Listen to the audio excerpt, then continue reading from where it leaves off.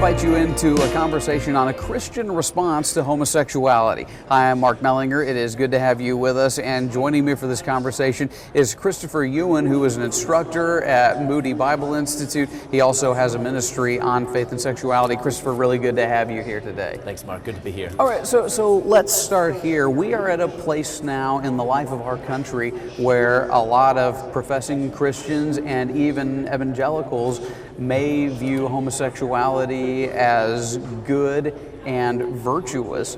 And I don't know necessarily why that's the case. It may be because of the prevailing cultural winds, but for whatever reason, that appears to be the case. And you know, I think most scholars would say, well, if that's your view, you are basically throwing out what has traditionally been for thousands of years, the biblical view of the issue. What's your response to that? Well, I think that's exactly right. I mean, we cannot just discredit 2,000 years of not only church history, but also the Jewish tradition that goes on even further than that.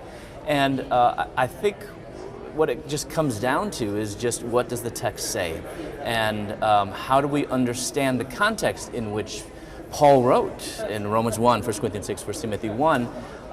And too often, they just dismiss it without really fully understanding, especially 1 Corinthians 6 or 1 Timothy 1, how the word that Paul uses, a compound word, links back to the book that was used by the early church and first century Jews, which is the Septuagint, the Greek translation of the Old Testament. And Paul directly goes back and uses two words that we find in Leviticus 18 and Leviticus 20, Leviticus 18, 22, and 20:13. And that compound word is the exact same word that he uses twice, 1 Corinthians 6 and 1 Timothy 1. So it's really hard to get around that, and sometimes people try to do that and just ignore it.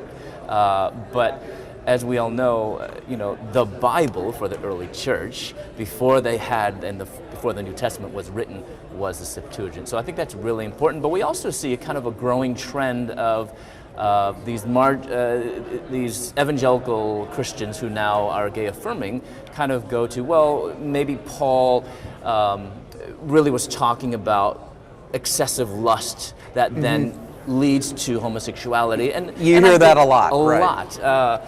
And I think that it could be true. I mean, anything is possible. So it could be true that Paul, and there's evidence that people in the first century, they believed that homosexuality was the result of excessive lust. As we just give in to our lustful desires, then all different types of sexual immorality happen, and one of those just happens to be homosexuality. And so the argument goes, so therefore, Paul is not talking about loving monogamous gay relationships.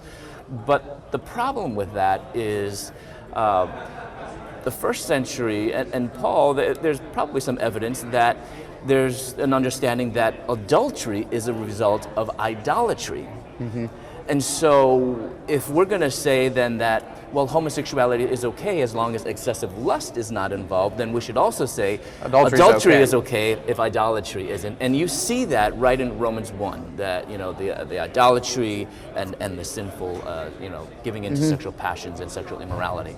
Are you concerned that we are at a place in our cultural dialogue where one cannot have principled disagreement on this issue? And in other words, it seems like so many in the gay community or gay affirming think you are automatically a bigot or a homophobe if you believe the scriptural view. Yes, I think we are getting to a point, I think more in the cultural, especially in media, where there is no more room for us to have civil discussion and conversation around it. And I think part of it is maybe just added just around what we see going around in politics and government, that it is getting more and more where it is divisive and we can't even just sit down at the table to have these discussions.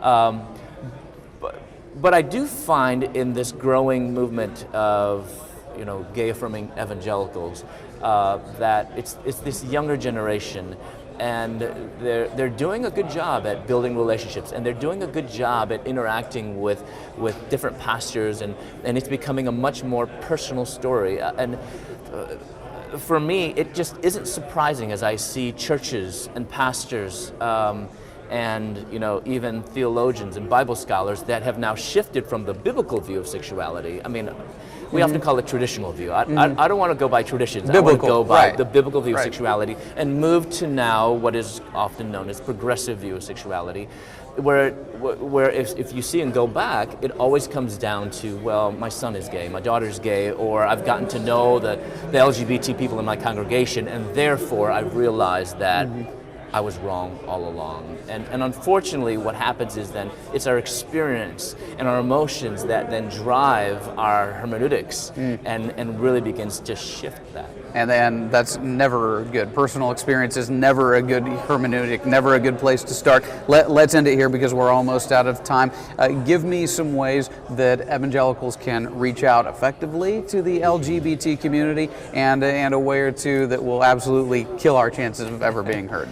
Well, I think one of the ways I believe that the church can just kill our chances of never being heard or kill our chances of not being able to reach out to the LGBT community is to continue to see people in the LGBT community as our opponents, to continue to see them as people that we need to fight with. But the reality is, these people are, many of them, people like the way I used to be. And these are people that need to hear about the life-giving gospel message of Jesus Christ. So I think one of the first things is just to realize the need. I mean, we spend millions of dollars in reaching the lost, people that are in unreached people groups, and I really believe that the LGBT community is one of the most unreached people groups.